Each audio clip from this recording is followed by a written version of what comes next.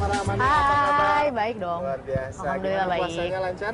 Alhamdulillah lancar sampai saat ini. Mantap. Semoga begitu sampai 1 bulan. Siap.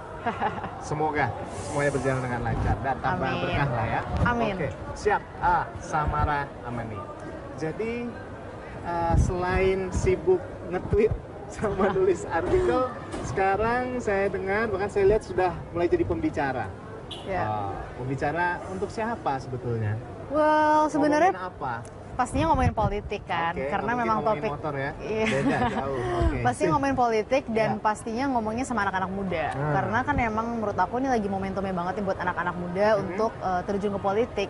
Sebenarnya kalau misalnya di dunia sendiri emang misalnya Prancis gitu kita lihat ya, ada baru aja presiden Prancis tuh muda banget kan, umur 39 tahun dan dia baru terpilih. Dan kemudian partainya juga partai baru, En Marche. Jadi menurut aku memang ini momentum anak-anak muda juga sih untuk maju dan terjun ke politik. Apalagi ngeliat situasi Indonesia yang ya masih cenderung banyak kelompok-kelompok intoleran yang mencoba untuk ya mengancam Bhinneka Tunggal Ika kita, Pancasila, dan kemudian juga kasus korupsi seperti IKTP. Jadi ada kasus korupsi dan intoleransi yang lagi mencuat banget nih sekarang. Dan menurut aku untuk mengubah itu ya perlu anak-anak muda yang progresif, yang gak punya kepentingan masa lalu untuk berani terjun ke politik. Jadi Anda peduli sekali dengan bangsa ini. Alhamdulillah sangat peduli. Wow, keren banget. Nah, Harus dong, kita harus peduli. Kalau misalnya kita nggak peduli, nanti siapa mau peduli sama bangsa ini? Kalau kita ingat pejuang-pejuang kemerdekaan kita, misalnya Soekarno, Hatta, Syahrir, mereka itu kan tokoh-tokoh yang berjuang aware secara politik dan berjuang untuk bangsa ini sejak mereka masih muda banget. kita tahu kan banyak stigma bahwa politik ngotot. Ya. Politik dijauhi oleh anak-anak muda. Dan saya lihat Anda justru begitu peduli dengan bangsa ini, bahkan terjun di dunia politik. Kenapa? Ketika yang lain lebih memilih mungkin seni. Ya. Ya, politik juga seni anyway. Iya, ya. politik juga Tapi seni. Seperti apa? Tapi gini, memang kadang-kadang kita kan suka frustasi juga ngeliat politik Indonesia mungkin gini-gini aja nggak ada perubahan. Tapi perubahan itu nggak akan bisa dicapai dengan hanya kita berharap pada orang lain yang melakukannya. Dan kemudian kita hanya mengeluh di rumah. Iya. Perubahan itu harus dilakukan kalau kita mau ikut mengubah itu. Nah kalau misalnya kita memang lelah melihat politik Indonesia yang gitu-gitu aja dan keterkesan kotor, ya kita harus masuk ke sana untuk mengubah jadi bersih. Karena kalau semakin banyak anak-anak muda, terus orang-orang baik, orang-orang bersih yang terjun ke politik, maka orang-orang yang rakus, yang nggak ngerti apapun, tapi masuk ke politik ini akan tersisih dengan sendirinya. Karena kan masyarakat akan lihat, misalnya kita masuk ke parlemen gitu, kita adalah anak-anak muda yang paham nih kita mau ngapain di DPR misalnya. Kemudian kita kerja serius, dan dalam misalnya 5 tahun kita membuktikan bahwa kerja kita tuh bagus, kita ya mungkin nggak 100% berhasil karena ada fraksi lainnya kan, tapi maksudnya kita membuktikan bahwa kerja kita tuh memang betul-betul memperjuangkan aspirasi masyarakat, dan masyarakat akan milih kita semua ketika itu, dan akhirnya orang-orang yang kemarin kerjanya nggak benar dan mereka merasa nyaman karena itu akan mikir-mikir nih, kalau sampai saya kerja nggak benar nanti bisa tersisih sama anak-anak muda ini yang kerjanya benar dan mereka diapresiasi masyarakat loh kinerjanya gitu. Nah, kamu kan masih muda banget nih Samara ya, masih ya kuliah, masih kuliah? Masih kuliah. Nah, itu dia, masih kuliah. Nah, terus sempat ragu nggak sih ketika pertama kali, oke gue di politik? Ragu nggak? Seperti apa Sempet. waktu itu? Jadi waktu kalau lihat statement aku ya, kalau lihat sidang Mahkamah Konstitusi waktu itu aku sidang di MK membela calon independen untuk judicial review, uji materi. Ketika itu tuh aku kerjanya ngapain partai politik itu dari awal sampai akhir bilang partai politik nggak pernah mendengarkan aspirasi rakyat, partai politik itu hanya mewakili kepentingan pribadi. Sampai salah satu hakim MK tuh menanyakan, kenapa sih kamu tuh segitu sensitifnya dengan partai politik? Persepsi kamu tentang partai politik itu apa? Ya, kenapa? Dan aku bilang mengatakan bahwa coba sekarang lihat dari 10 fraksi di Senayan mana yang betul-betul memperjuangkan aspirasi kita sebagai rakyat dan konsisten gitu, nggak ada yang konsisten. Jadi itu salah satu kekecewaan aku terhadap partai politik ketika itu. Tapi kemudian dengan seiring perjalanan waktu dan ketika aku magang juga melihat banyak hal yang bisa kita lakukan kalau kita berada dalam politik, dalam pemerintahan, aku merasa kayaknya harus masuk ke politik agar nggak ada segelintir orang oligarki yang mengambil keputusan politik dan kemudian mengubah hidup kita dari keputusan politik itu gitu. Karena kan apapun yang kita lakukan dalam hidup ini, saat ini kita bernegara, mungkin kita sekarang ngobrol-ngobrol di sini, itu kan keputusan politik dan karena itu aku pengen sih masuk ke sana buat mengubah itu. Ini keren. Kan masih muda banget, respon orang tua gimana nih? Kamu masih kecil, baru masih kuliah nih, gimana nanti ke depannya? Orang tua bakal apa responnya waktu itu? Alhamdulillah orang tua aku sih support ya, karena bagi mereka kan walaupun mereka bukan latar belakangnya juga bukan politik, tapi mereka support karena bagi mereka kalau misalnya kamu punya nilai-nilai yang kamu perjuangkan dan itu memang bisa direalisasikan lewat politik, ya kenapa enggak? Dan mungkin orang tua aku juga berpikir bahwa nilai-nilai yang aku perjuangkan dalam politik ini kan nilai-nilai yang mulia sebenarnya. Nilai untuk melawan korupsi, nilai untuk melawan intoleransi, nilai untuk mewujudkan keadilan dalam bentuk misalnya memberi jaminan pendidikan ke masyarakat, jaminan kesehatan ke masyarakat. Itu kan satu nilai-nilai yang perlu diperjuangkan dan aku rasa apapun bidang kita pasti ingin memiliki nilai-nilai itu. Cuma aku berpikir bahwa dalam politik hal-hal itu lebih gampang dilakukan karena kita punya kekuasaan dan kekuasaan yang kita pakai bukan buat menyakiti rakyat tapi justru untuk melayani rakyat. Perjuangan rakyat. Baik. Nah, terakhir nih segmen ini. Jadi sebetulnya siapa sih nih Samara yang buat kamu sebeginian banget untuk terjun di politik? Apakah kamu sudah melihat ada tokoh yang memang jadi inspirasi di dunia politik untuk Indonesia? Ini siapa? Sebenarnya kalau misalnya dari awal negara ini merdeka ya aku Soekarno sih. Soekarno sangat menginspirasi aku dari segi retorikanya, dari segi tulisan-tulisannya, ketegasannya dia itu yang paling menginspirasi aku. Tapi kalau untuk saat ini yang paling menginspirasi aku tentunya Pak Jokowi dan Pak Ahok sih. Wow. Jadi kedua orang itu adalah dua tokoh yang luar biasa. Bahkan tadi katanya sempat magang di balai kota kalau tidak salah. Nanti kita ngobrol gitu. Gimana pemirsa, seru ya? Wow, anak muda dan sangat peduli dengan Indonesia. Pada kesempatan itu, Samara sedang mengisi materi pengajaran di sekolah tersebut mengenai pengenalan profesi, dan Samara mewakili sosok seorang politisi. Sementara beberapa sosok lain mewakili profesi dari desainer, tenaga medis, pebisnis, arsitek, dan lain-lain. Di usianya yang baru menginjak 21 tahun, Samara memang sudah memutuskan untuk terjun di dunia politik praktis. Sebelumnya Samara dikenal sebagai sosok anak muda kritis yang kerap menulis artikel terkait berbagai permasalahan di negeri ini. Korupsi dan keadilan sosial kerap menjadi titik perhatian Samara. Belakangan masalah kebangsaan di tengah panasnya suhu politik negeri ini mengundang kegelisahan anak muda yang masih duduk di bangku kuliah ini. Hingga pada akhirnya jalan politik menjadi pilihan Samara untuk melakukan sesuatu bagi Indonesia.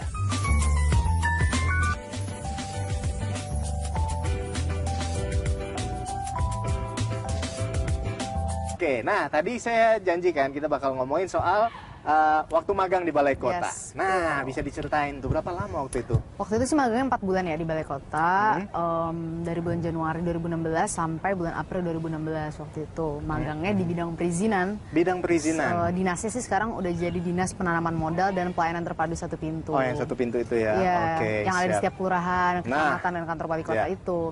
Nah, di sana tuh ditugasin untuk mensimplifikasi izin usaha supaya ranking Indonesia di survei kemudahan berbisnis World Bank itu naik.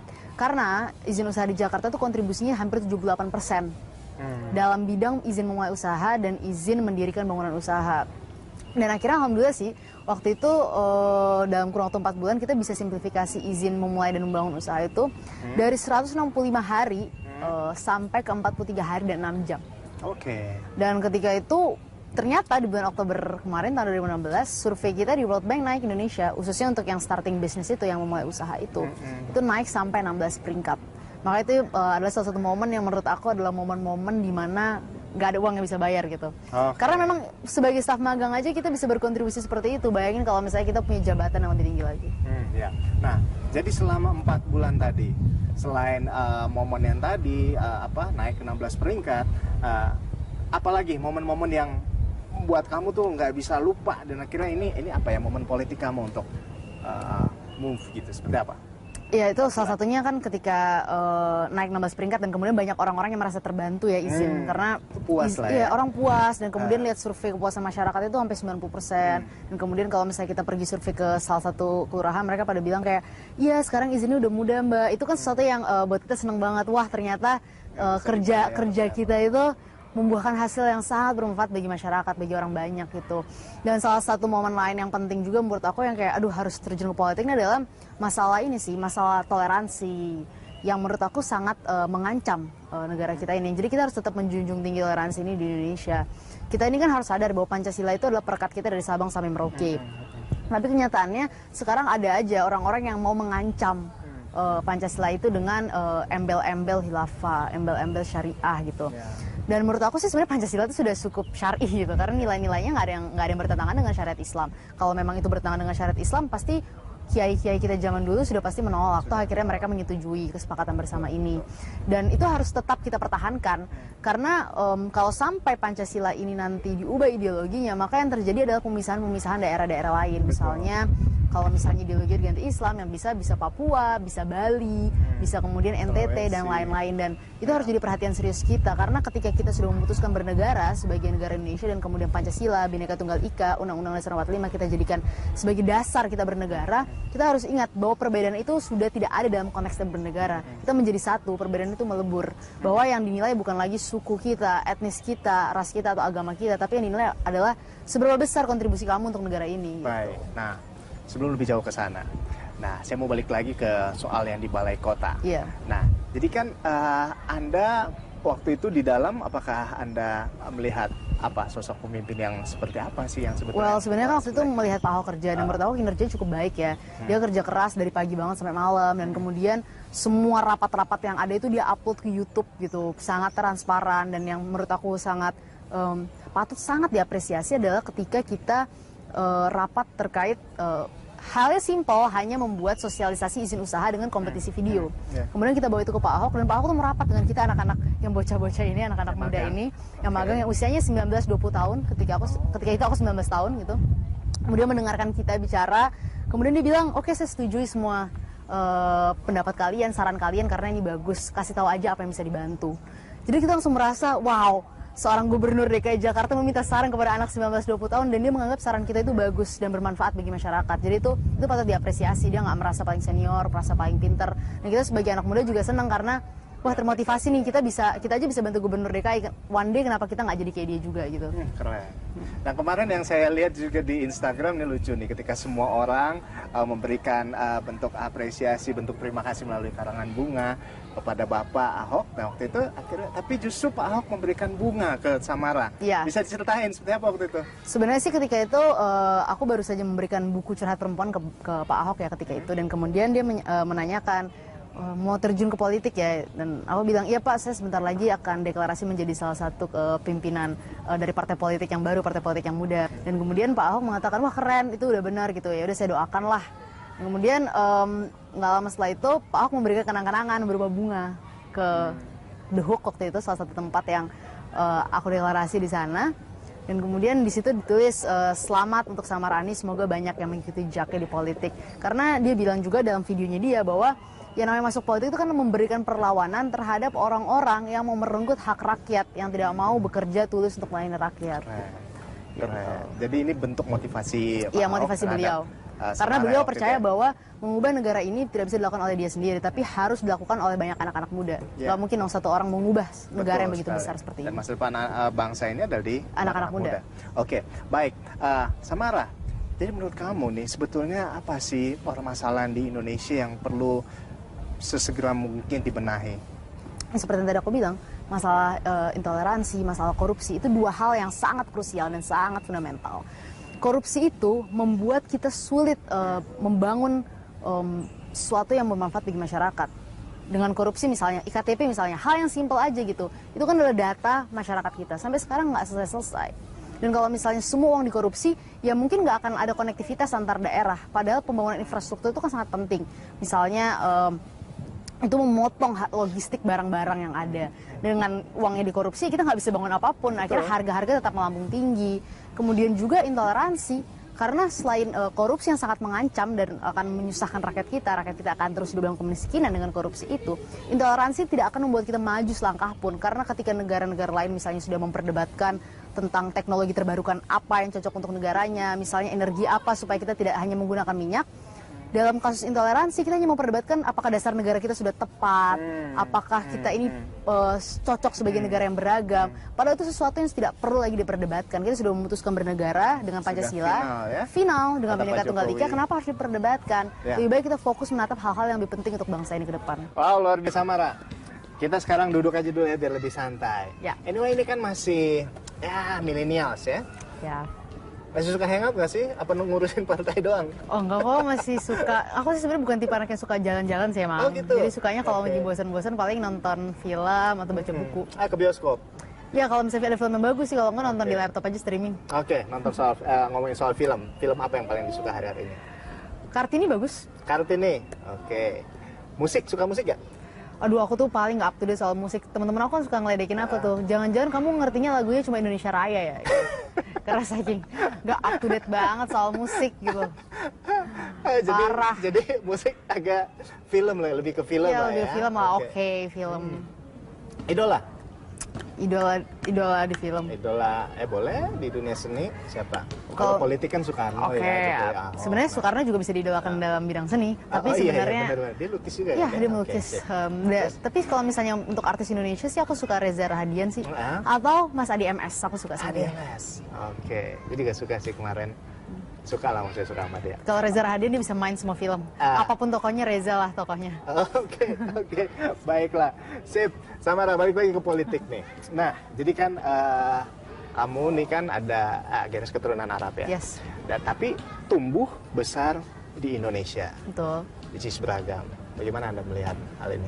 Sebenarnya sih aku nggak pernah merasakan, karena memang lahirnya di Indonesia ya, jadi aku nggak pernah merasakan bahwa keturunan Arab itu adalah satu hal yang membuat aku jadi berbeda dengan teman-temanku yang mungkin Indonesia asli lainnya dalam tanda kutip ya. Misalnya dia yang Jawa, dia yang mungkin orang Sumatera.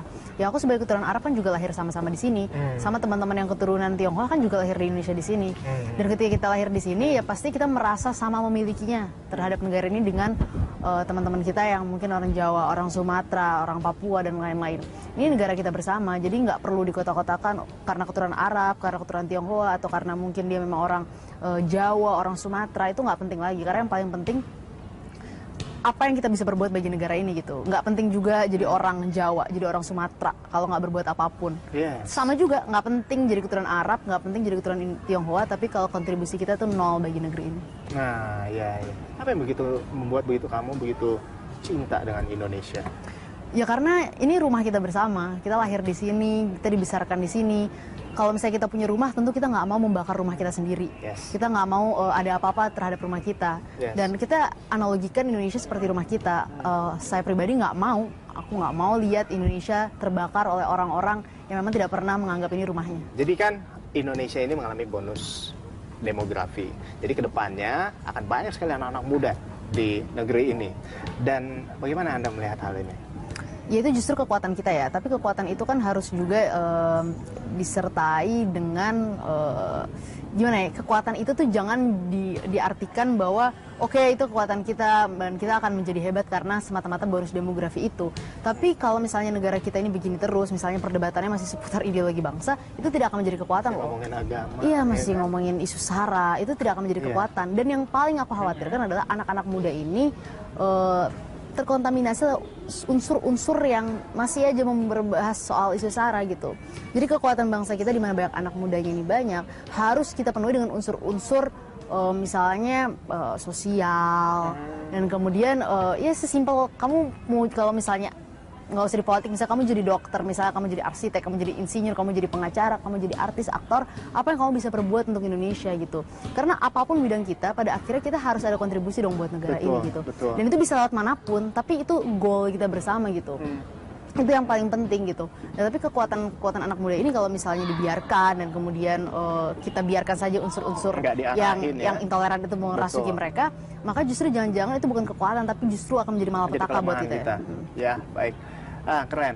Nah, jadi sebetulnya Indonesia yang seperti apa sih yang diidam-idamkan oleh kamu?